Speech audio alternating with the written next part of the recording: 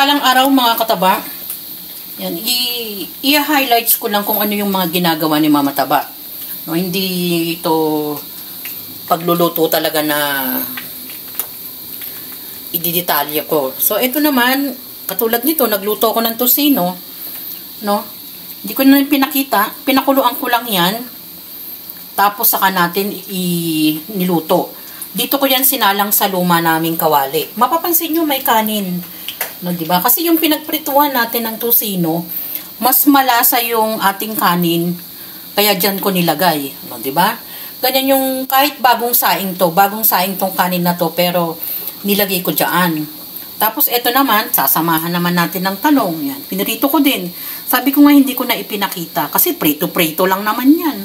Ganyan yung ginagawa natin. Tapos, ito naman, di ba may side dish tayong kasama. Simpleng saging saba lang to. Yung saging saba, hinati ko naman sa dalawa. Ginawa kong dalawa. Mini turon naman to. Wala siyang, hindi ako naglagay ng sugar dyan. No? Iniisip ko pa nga kung lalagyan ko ng, i-drizzle ko ng condensed milk sa ibabaw para hindi naman masyadong matamis. So, yan yung pinaka-side dish niya. Ang ating na parang panghimagas na rin yan. Pwede silang kumain anytime. Pwedeng pang merienda, parang milk. Kasi yung mga anak kong lalaki, mga kataba, hindi tumitigil yan. Meron pang nalalaman yan na midnight snack. Di ba na? Tango-tango ka pa, patawa-tawa ka pa. So, ito kasimple lang mga kataba. Wrapper lang, tsaka saging saba.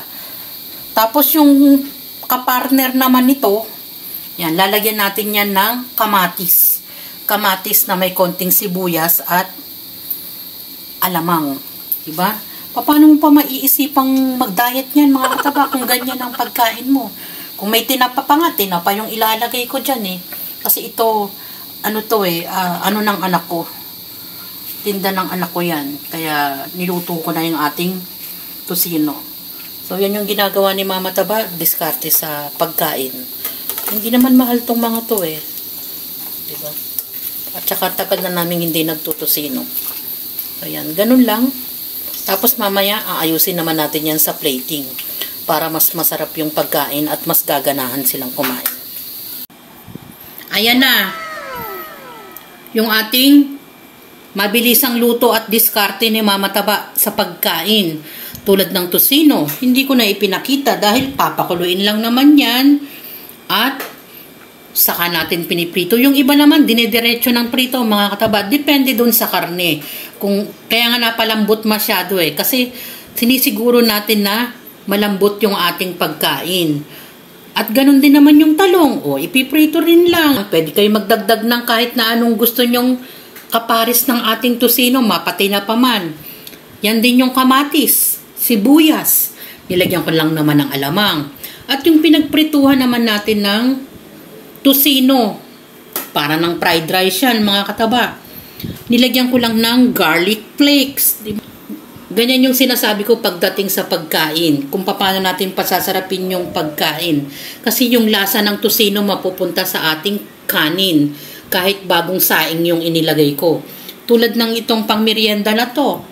No? Dahil mahilig silang magkukot-kot, gumagawa rin tayo ng mga simpleng pagkain tulad ng turon. Dahil yung saging, ginawa kong dalawa. Dahil malalaki ang saging na yan, bumili lang tayo ng wrapper. Meron na tayong turon. Yan yung ating pagkain ngayon. Meron tayong tosino, talong, may sausawan na kamatis, at hinaluan ko ng sibuyas. Para may kick, maglagay kayo ng sili at yung ating fried rice kasama ng turon. Enjoy, kumain, at maging masaya.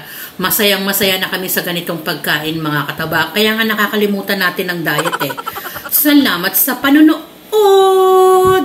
At bye! Mahirap talaga kung ikaw ang nagluluto dahil palaki ka ng palaki. Bye! Ingat mga kataba! Kain na rin kayo!